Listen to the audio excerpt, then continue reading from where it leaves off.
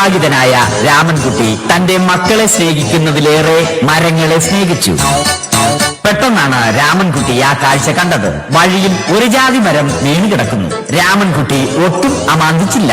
ആ മരം പൊക്കാൻ ശ്രമിച്ചു.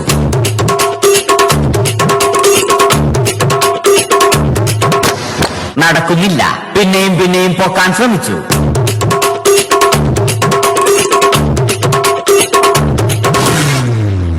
നടക്കുന്നില്ല. രാമൻകുട്ടി വഴിയെ പോയവരെ എല്ലാവരെയും സഹായത്തിന് വിളിച്ചു.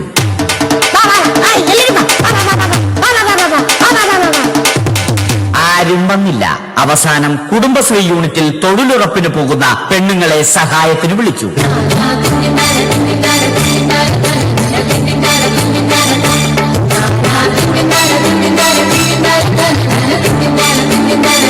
അവർ എത്തി. അവർ അവരുടെ സ്ഥിരം പണി തുടങ്ങി. അത് കണ്ട ദേഷ്യം വന്ന രാമൻകുട്ടി മരത്തെ ഒറ്റയ്ക്ക് പിടിച്ചു പോക്കി.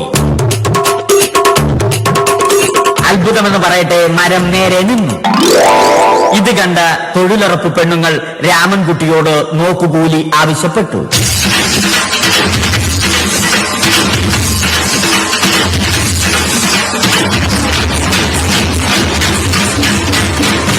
പോക്കറ്റില്ലാത്ത ബനിയൻ ധരിച്ച രാമൻകുട്ടിയുടെ പോക്കറ്റ് വരെ കീറിയിട്ടാണ് പെണ്ണുങ്ങൾ പോയത്.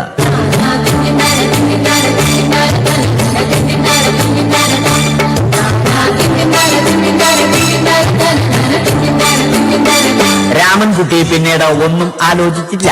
മരത്തിന് ഹാക്ടംബോസ് 2020 സെപ്റ്റംബർ 14 നൽകി. മരം തഴച്ചു വളർന്നു. ഇത് കണ്ട് രാമൻകുട്ടിക്ക് സന്തോഷം വന്നു. സന്തോഷം വന്നാലും ദുഃഖം വന്നാലും രാമൻകുട്ടിക്ക് മരത്തിനു ചുറ്റും ഡാൻസ് കളിക്കുക എന്നുള്ളത് രാമൻകുട്ടിയുടെ മാസ്റ്റർ പീസ് ആയിരുന്നു. ആ മാസ്റ്റർ പീസ് രാമൻകുട്ടി ഇവിടെയും എടുത്തു.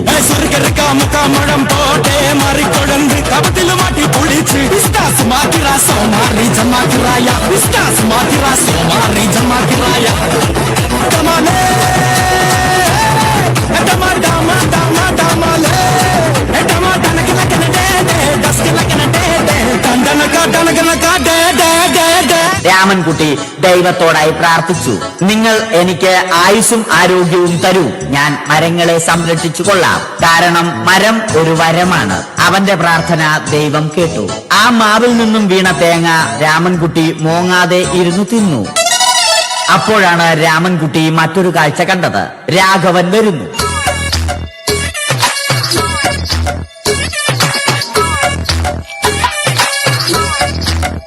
മരം മുറിക്കൽ ഹോബിയാക്കിയ, അതിലുപരി ജോലിയാക്കിയ രാഘവൻ മരങ്ങളുടെ ശത്രുവല്ലേ? മരങ്ങൾ മുറിച്ച് ഫർണിച്ചർ പണിയുന്നത് തെറ്റല്ലേ? അവനെ ഇതിൽ നിന്നും പിന്തിരിപ്പിക്കണം. അവർ തമ്മിൽ ഒന്നും രണ്ടും പറഞ്ഞു.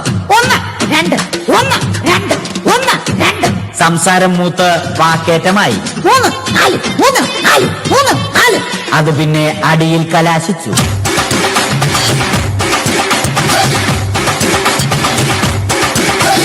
നല്ല മനസ്സിന് ഉടമയായ രാമൻകുട്ടി കംപ്ലീറ്റ് അടിയും വാരിക്കൂട്ടി.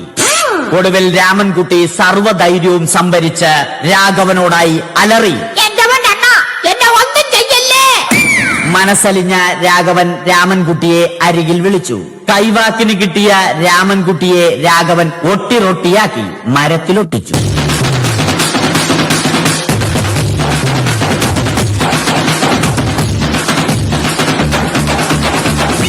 ഇന്നത്തെ പണി കഴിഞ്ഞ രാഘവൻ സംതൃപ്തിയോടെ വീട്ടിലേക്ക് മടങ്ങി. തനിക്ക് തല്ലി കിട്ടിയാലും മരത്തെ രക്ഷിക്കാൻ പറ്റിയ സന്തോഷത്താൽ രാമൻകുട്ടി മരത്തെ കെട്ടിപ്പിടിച്ച് പൊട്ടി പൊട്ടി കരഞ്ഞു.